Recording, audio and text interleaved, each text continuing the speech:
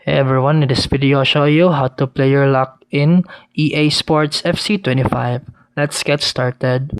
First, you need to enable player lock in your gameplay settings. Go to settings, then go to game settings, then scroll down to gameplay settings. Then find player lock and set it to on. This will allow you to control only one player instead of switching automatically. To activate player lock during match, press L, then press R3, both analog sticks at the same time. You'll see a red diamond above the player you're controlling. That's your active player.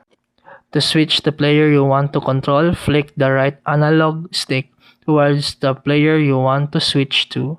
To request a pass while in player lock, press X on player station or A on Xbox. This makes it easier to maintain control and plan your attacks effectively. And that's it for today's video. If you found this helpful, please like and subscribe for more videos. See you in the next one.